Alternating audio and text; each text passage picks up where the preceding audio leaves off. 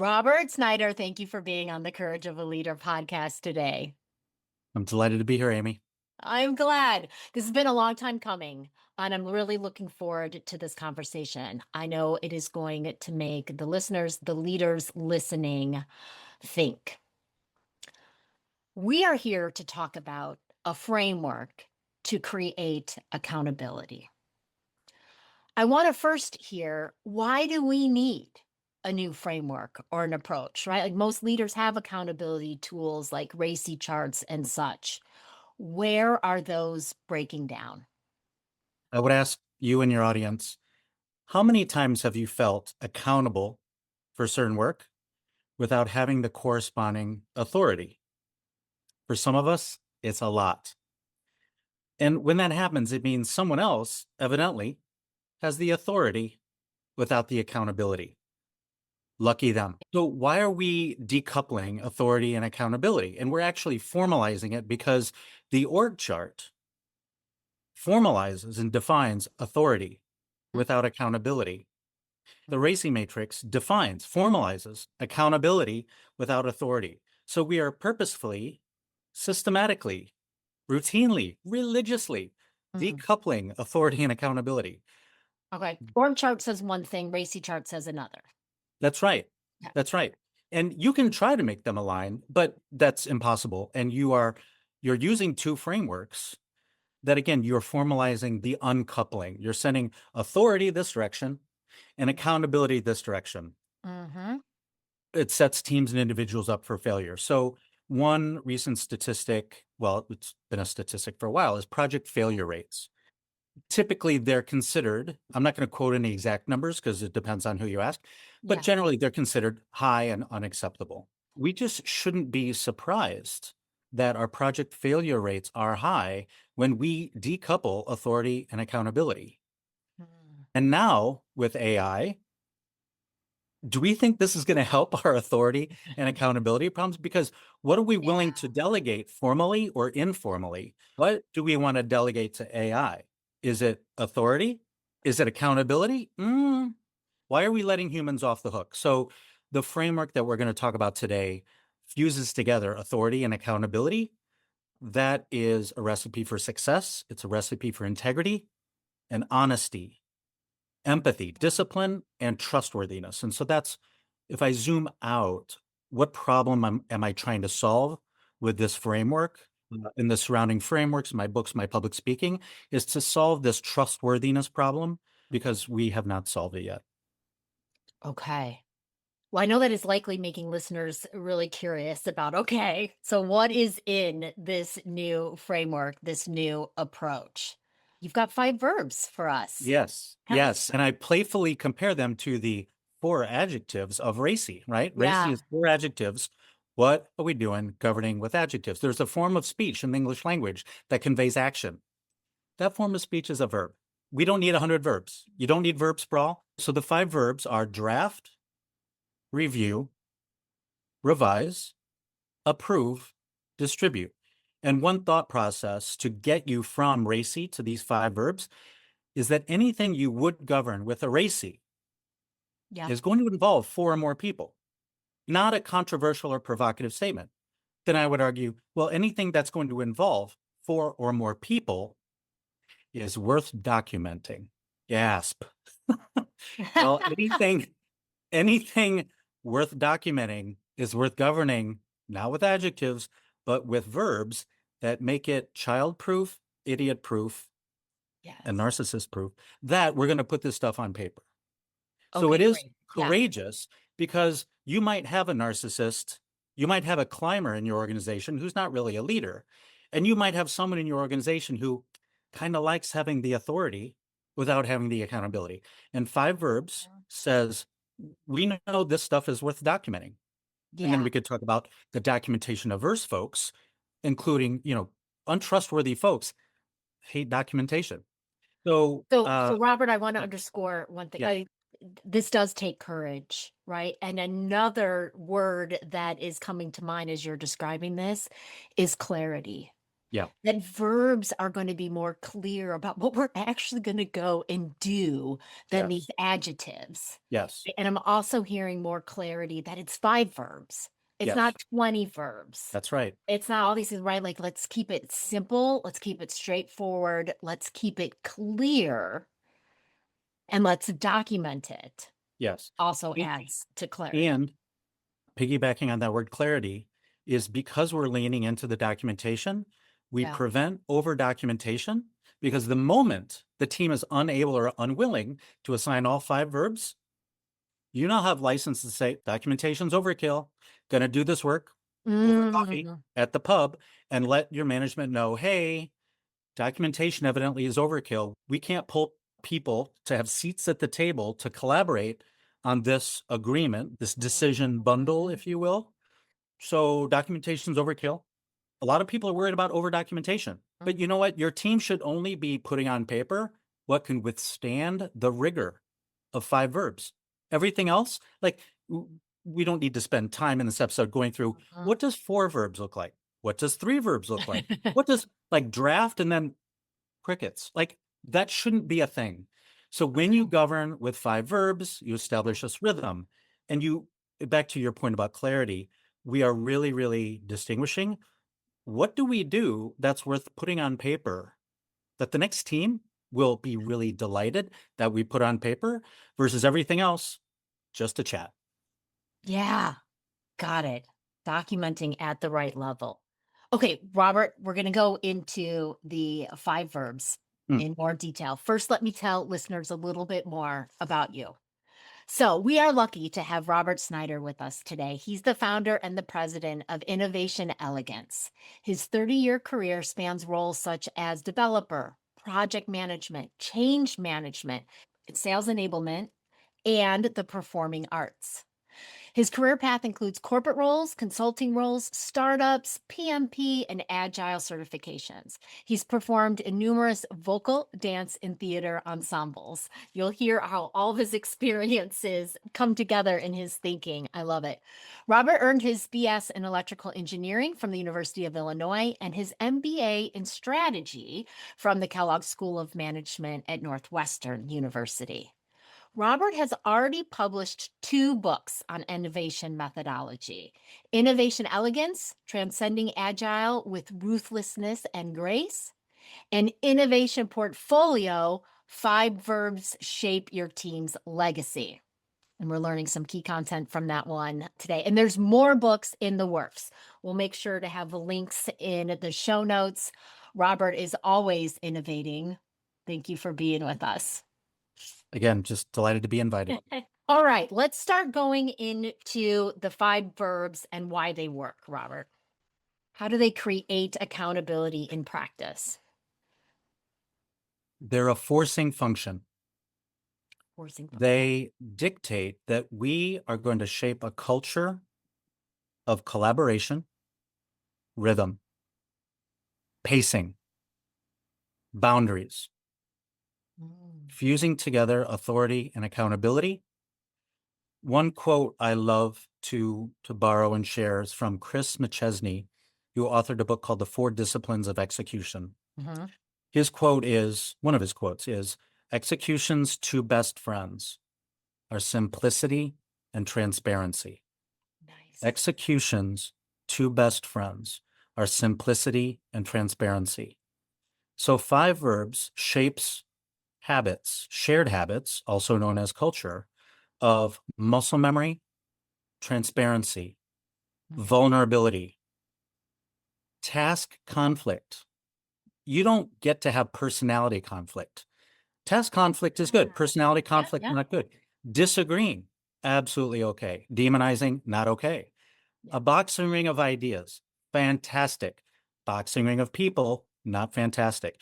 So the 5 verbs, although it's meant to sound and feel incredibly superficial and just the mechanics, I'm going to steal a quote from W. Clement Stone. Small hinges swing large doors. Small hinges swing large doors. And 5 verbs is a forcing function. It's a liberating structure. Those are 2 other formal concepts that your audience might like to explore and dig into. What does it mean to be a forcing function? Like the tail wagging the dog. What does it mean to be a liberating structure? Just like in the dance world, if I can tiptoe into the performing arts, right? When you dance salsa, the forcing function is the footwork. Quick, Okay. slow, quick, quick, slow. Uh-huh. And that muscle memory helps free my mind to no longer have to look at my feet. So Five Verbs helps a team to no longer have to look at their feet. We've got the discipline down. Now my eyes are up here with my dance partner, my colleagues.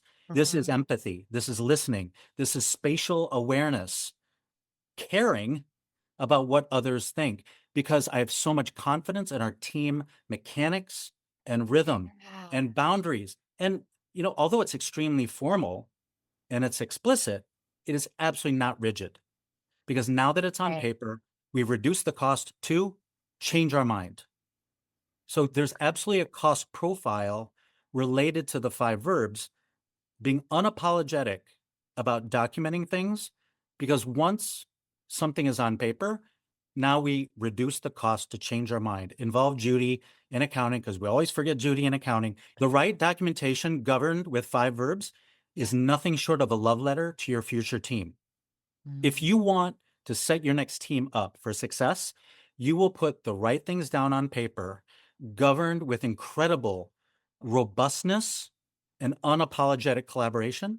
And if you want to set up your next team for failure, you will keep your decisions locked up in your head, Oh, yeah. back of a napkin, Yeah. buried in your email. Hit Knowledge in the, the brain, right? hit Rather the, than out there in hit a the record document. button Yeah. of your latest AI flavor of the month. So the Five Verbs Yeah. provides the discipline for teams to really formalize, hey, what do we do? What are these decisions? What are these decision bundles that are worth organizing, synchronizing, Yeah. standardizing? So we minimize reinventing the wheel, and we could tiptoe into the distinction between infinite activity, because organizations that are addicted to meetings and emails, they're wallowing in infinite activity. And the Five Verbs helps us shape what I'll call finite productivity. How many things are worth documenting or governing with Five Verbs? A lot, but Okay. it's finite, it's Uh-huh. explicit, it's not rigid. And so I think this is an incredibly valuable culture construct for teams, is to formalize, what does success look like? What does done look like? And that requires you to define, what is your finite productivity, and Okay. distinguish that from your infinite activity. I love what you just said there. Finite productivity, defining what success looks like. Your analogy about the rhythm of the dance step, right? And what the five verbs can create that rhythm, and that allows the meaningful and transparent people interaction. Can you bring that to life with us, Robert, with a simple example of taking an initiative through draft, review, revise, approve, distribute? Yeah. So at the highest level, if I try to build a hierarchy of this portfolio, and I'll call it a decision portfolio, at the highest level, I'm going to categorize it as project specific and project independent. I also could subdivide it people, process, technology. Okay. Within technology, I could partition it design, build, test. These are all of the initiatives, bundles of work to which we could apply the five verbs? These are all the categories, the different Yeah. ways we can organize, slice and dice these decision bundles. Okay. And so, because I want to give you the higher level categories instead of immediately going down to the most granular level that I speak to that's in my books. Should I take an example? Yes. Okay. So I'll just brainstorm 5 things that are worth governing with Five Verbs. Okay, great. Your roadmap, your project charter, your future state process flow, your GUI design, your training materials. And again, that's just 5. And again, there's just under 60 of these items. So those would those be examples of decision bundles, Yes, exactly. Robert, A project right? charter specifies 10 things, 20 things, 30 things. And again, that detail is in my book, but for purpose of today, let's Yeah. just stay at the single bundle called a project charter. And sorry, my mind's wandering into this acronym called VUCA. Yes. So it stands for volatile, uncertain, complex, ambiguous. And there's a whole lot of copping out going on, like, oh, it's just a VUCA environment. Yes, the outside world's a crazy place, but Yeah. within your walls, where you're paying people, you are paying them to improve certainty and Right. confidence. You are paying them to simplify things, to reduce ambiguity. So anytime someone, go ahead. Yeah, yeah. I was gonna say to create, revise, and approve like their next experiment to find out what's working in this VUCA world. When someone throws up their hands and surrenders to VUCA, says, well, it's just an uncertain world. I love to play the game called What Are the Chances? So, what are Okay. the chances that your next project needs a project charter? Pretty high. What are the chances that your next project is going to impact a process that you probably need to document the future state process? Pretty high. What are the chances that your new project, your next project, is going to affect your database model and database structure? Pretty high. What are the chances that your project like justifies a weekly status report? Pretty high. Rinse, repeat. Yeah. You get the idea. So, No, so that's no, those questions really just helped, Robert. And the VUCA-ness of our world creates more of a case for documenting, like what variables are we playing with and not playing with, and what's working and what's not working.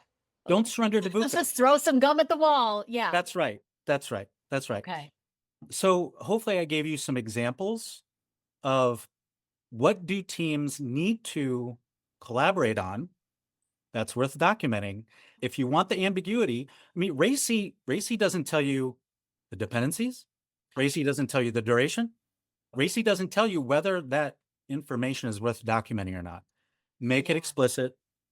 So, Robert, I wanna make sure I'm getting the hierarchy, if you will. Yeah, So, like, if we have a change initiative, I don't know, we're gonna change how we do onboarding. Then, for an initiative, there's not just one big draft, review, revise, approve, distribute. There's the project charter. There's each process that we might be touching inside of changing our approach to how we bring employees into our company. that's fair. So there's That's fair. okay, there's gonna be more than one set of the 5 verbs for this significant initiative. And you're tiptoeing into again a subtle benefit of the five verbs where it helps you avoid these decision bundles that are too big or too small. Oh, okay. Because you can have a project charter that tries to boil the ocean and it gets stuck. It gets stuck in this decision pipeline, right? So, five verbs, if something gets caught, it helps you quickly recognize, oh, something got caught. The symphony Right. stopped. This decision Oh, symphony. Robert, I just had the insight about untrustworthiness. Right? So, like, sometimes when our politicians are making laws, they start to bundle things into the same piece of legislation. Like, Yes. we're going to get this through, we're going to have it ride the coattails of this other thing that the public or parties agree with, right? So if we have something in front of us, documentation, and it's like we'd approve this, but we wouldn't approve this, right? So now that starts to make the case for separating that. You've got different scopes there. Yes. Okay. So yes, where you're going with that, I agree with. That's not where I was Okay. going, but I Okay. like Keep going where you're going so then. so the right sizing also is that Yeah. let's say you have a tiny project that you feel like, oh, this is overkill to blah blah blah blah blah. To Well, document it, right? That's just for big projects. exactly, exactly. Yeah. So understandable. So then if a change is so petty that it feels like the overhead of five verbs is too much, well then bundle it with another project. So Okay. so five Okay. verbs, again, perfection and precision of the bundle size, whether it's the document size or whether it's the Mhm. project size. There's two different altitudes here. Five Verbs doesn't aim for precision. It just helps you avoid the extremes, right? Because Okay. the extremes of a project that's too big or too small is a bad idea.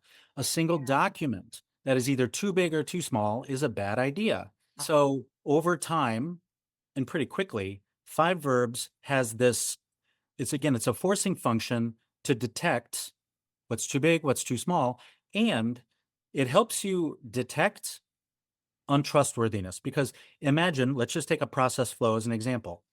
Okay, we've got a new project, we've got our current state process flow, and we sense that, well, about 10% of this process is going to change. So Okay. you're assigning the future state process flow to person A, the review and revise to person BCD, and you're assigning approve to person E. Well, anywhere along that rhythm, draft, review, revise, approve, distribute, if something gets caught, the right course of action is to just hand it off to the next person. The symphony must go on. But if Okay. something gets caught for 5 days, well, then, person A wasn't the right person to draft the Oh, project charter or the future or the process flows.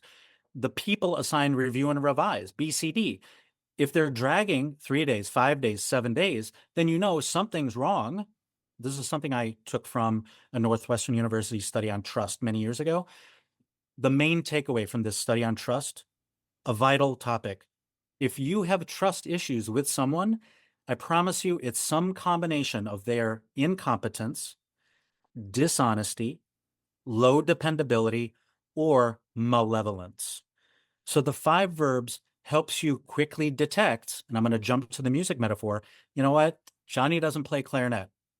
Maybe Johnny would be better on saxophone or drums or publicity. But okay. if something gets caught in this Yep. decision symphony, we're now minimizing the cost to detect untrustworthiness, whatever it is, and we're minimizing the cost to reassign. Okay. Because the typical team today with its 100 verbs or its 4 adjectives, it's really expensive to detect untrustworthiness and to reassign untrustworthiness. So that's one of the cost goals of the Five Verbs, is to minimize the marginal cost to detect Yeah. untrustworthiness, minimize the Okay. marginal cost to reassign. Because now I can be incredibly polite and pragmatic to say, hey, Susie, you missed your cue. We're not aiming for perfection. You can miss your cue once. We're Yeah. all human. But to systemically or systematically miss your cue, then I know we've got the wrong assignments for Okay. whatever Yeah. reason. So Yeah. Now we've got a red flag. Yeah. the Five Verbs helps us. Again, I'm gonna phrase this in 2 careful ways. Okay. Too many teams today are systemically tolerant of untrustworthiness. A team in motion is never fully in balance. It's really just constantly correcting for Yeah. imbalance. So a team is never fully trustworthy, but a mature, humble team with self-esteem is constantly correcting, tuning for untrustworthiness. Aligning. Okay. We have to be cautious that at any moment we've got an assignment wrong. I don't care what the org chart says. I don't care what race, right? Neither of these 2 frameworks should be sacred because of where our work cultures are today, where the job market is today. My how-to brain wants to back up just a step here, Robert. So for each, when we talk about assigning accountability, is there one name next to each verb? So Is typically, Robert responsible for draft and Amy's responsible for review? here's what I'd recommend that's typical Okay. in general as a default. I would assign draft to a junior person I who like it. doesn't have Yeah. skin in the game and they don't have much bias, but they're Oh, a good facilitator. They're pragmatic. okay. Not Um, much bias. Good facilitator, pragmatic. They're just trying to objectively synthesize. Okay. and they're optimizing globally for that decision bundle. Okay. And is it one name? Is it like I is it I can't justify more than one name. I don't got it. think it matters, but I can't encourage a second or third name because Yeah. there's plenty of room to assign, there's plenty of space to the next verb called review and revise. Yeah. All right. So if you've got untrustworthy folks, they don't have the humility to assign them draft. Okay. And they shouldn't have the authority to be assigned approve. So by process of elimination, if you've got some less than trustworthy folks or incredibly biased folks, like this line of business wants ABC and this line of business wants JKL, they're going to optimize locally. Pushing for their agenda. You Yeah. have to anticipate the silos and you have to anticipate the narcissists. Now, so someone might say, I'm not untrustworthy. I just didn't have all the information. Or, this is a really risky situation, right? So I'm hesitant. I'm not taking the next step forward because I'm worried about consequences are going in the wrong direction, right? I need more time to think this through. I can't just have 5 days to move. Yeah. So you're painting about 3 to 5 different branches off this. Okay. So I'm not sure I'd be able to cover all of them. But Yeah. Yeah. Yeah.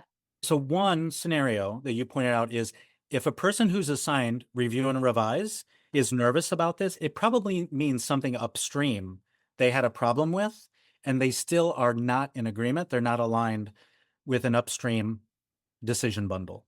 And now they're just Okay. downstream. I will say, because there's a cute rhyme here. If you are assigned review and revise, it means you get to have your say, even though you might not get your way. Because you're not approved. Because the person who's the tiebreaker, the micro escalation point, and the sponsor for this decision bundle saying this is worth the rigor of 5 verbs, this is worth the documentation, they're assigned approve. Yes. Okay. So the person assigned approve, they're a micro sponsor, and we could get into the value of why are micro sponsors valuable? Because the conventional role of project sponsor is too big for one person. What are you going to do? You're going to break it up into smaller pieces. So 5 verbs also helps you avoid this perpetual problem of project sponsorship is just too big. The person assigned approved, they're the micro sponsor, they're the tiebreaker, and they're a micro escalation point so that we can anticipate that we had some differences of opinion. So we want to host healthy task conflict because a team that has no disagreement is not really a team, Yeah. right? So again, so we're the 5 verbs is a subtle way to undermine personality conflict. Okay. So the 5 verbs, I will make a plug for a part of my books that's outside the 5 verbs. I describe it in this way. You need lubrication. In corporate America, we also call this discipline and empathy. How many teams need more discipline? All of us. How many teams need more empathy? All of us. And it's not a trade-off. The worst teams have low discipline and low empathy. The best teams are high discipline and high empathy. So the Sure. 5 verbs is the teeth. And where we were going or where my mind was wandering was tiptoeing into templates that are the empathy, the lubrication for this elegant expectation factory. Empathy and templates. Tell us more about that. Empathy. Do you want to rely on meetings for empathy? No. Do you want to rely on email? No. Do you want to rely on personalities, good and bad managers coming and going? No. So how do you codify and formalize something to not leave empathy to chance? Mm. A template, muscle memory. Okay. What's the language? What are the habits? What's the frequency? What are the questions? Because templates are a form of Q&A. Templates are a form of prompting, where AI is all about prompt engineering. Yeah. I hope that this AI buzzword of prompt engineering helps humans ask better questions of other humans. And so Yeah. Okay. a template is a prompt. It's a Q&A. And Mm. so the right templates with thoughtful language, forcing vulnerability. We don't leave empathy to chance. So we because have a template for our interactions with our customers. We have a template for our interactions with internal customers. yeah, mostly I'm Am I concerned scoping about this right? Okay. our immediate colleagues within a team, Okay. employees, consultants, so that we are constantly, again, to use a dance metaphor, are we stepping on each other's toes? Am I turning you too high? Am I setting you up for success, or am I making your life difficult? So you Mm. cannot leave this stuff to meetings, emails, and personalities. So You now you're add, giving me some words, Robert. If you and I are on the same team and I feel like yes, you're stepping into my lane, I've got yes, some language now for calling yes, that out. yes. And I'm Got it. constantly vulnerable and asking you, how would you like, this is a specific tool that's outside the scope of the five verbs, but Yeah, yeah, I yeah. can give you a tool that asks you every month, how would you like my meeting etiquette to change? If you'd like it to. How would you like my email etiquette to change? Yeah. Third communication channel is documentation. How would you like my contribution to certain structured documentation to change? Those are the three communication channels. And so this template, it's empathy, and we don't leave it to chance. That's my goal, is I do not want to leave All right. empathy to chance. I don't want to leave discipline to chance. It's not rigid. It's the mechanics. Oh, You and still, and that's a different perspective than like people have emotional intelligence or they don't, and it's a really hard skill to build. And yeah, you're yeah, showing us that yeah, you can have tools, you can have templates. that's right. So I'm a dance instructor, and I joke with my students, I only teach mechanics. If I had style skills, then maybe I would teach style. But really, style is on your terms. I am here to teach you the mechanics that are not on your terms. Salsa, quick, slow, not negotiable. All right, I know that you have gotten listeners thinking. One last question for you, Robert. If there is a leader that has been inspired, engaged by the idea of the five verbs, how do they get started? So the low touch way is that they should check out my two books. There are free previews, but books are not expensive. There's an ebook version, and they should be available anywhere you buy your books online. Great. I do have YouTube videos. I don't host my own YouTube channel, but various audiences are posting sessions where I contribute to their stuff. So you can search for me on YouTube. And then finally, just on LinkedIn, my books were published in 2024. And for better and for worse, working with editors, my material, the material in my books, has a certain political correctness Hmm. and a modest amount of edge. Since Okay. then, untethered to editors, and now, because now I'm doing so much public speaking, that I've got visuals and slides Wow. that, because of the nature of public speaking, my materials, my LinkedIn posts that are laden with slides, it's much more edgy. Okay. That material is much edgier than my books. My books, you don't lose any substance, but it's very politically correct. And my LinkedIn posts are more in your face, edgy. Yeah. They aim at some humor, or just say hi on LinkedIn. And I'm happy to have a one-on-one conversation with folks where something doesn't make sense, or they have questions, or they're skeptical. But just know that Right I'm on that. bringing this material Yeah. inspired by the basics of supply chain, music, dance, theater, improv, the martial art of Aikido. So this is not 400 level stuff. My secret power is the cross pollination of all of these things. That's the 400 level stuff. So everybody, I want to end on this note. You can tell that Robert has been working with this approach, these five verbs, for over 20 years. And he's got all the cross pollination and all the layers of benefits that come from using an approach like this. And I appreciate you sharing very candidly with us about what all you have learned over the last couple of decades. My pleasure. Thanks for inviting me, Amy. Thank you so much for being on the Courage of a Leader podcast.